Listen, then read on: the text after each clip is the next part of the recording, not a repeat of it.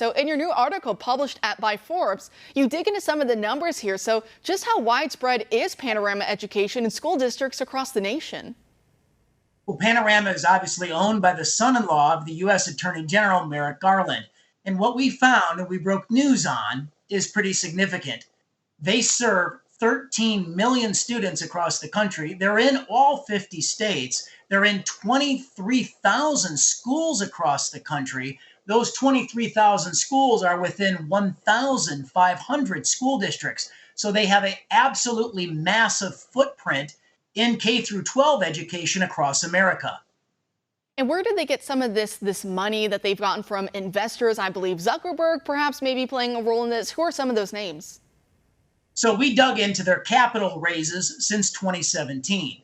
So this is a private company and they use venture capital firms to raise money. So in 2017, they raised $16 million. As a part of the suite of investors was actually Mark Zuckerberg and his wife, Priscilla Chan.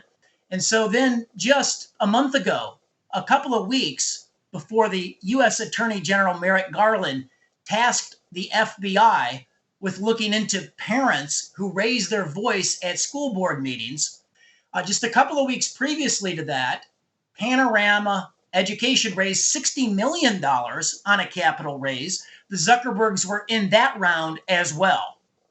And do you think, in your opinion, that there is a conflict of interest here? Because when it comes to Panorama Education, a lot of what they do is critical race theory, but of course it doesn't usually come under that name itself. How do they kind of code word it and use buzzwords to perhaps get the same message across to the students, which is exactly what parents, across coast to coast are up in arms about right now?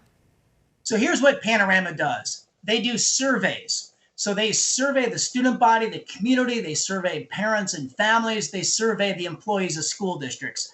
Think about it this way. That survey is then the gateway drug to bring in a solution. And the solution oftentimes is objected to nowadays by parents because it deals with curriculum updates or teaching methods that involve critical race theory. And what is critical race theory? It's the opposite of what Martin Luther King Jr. said.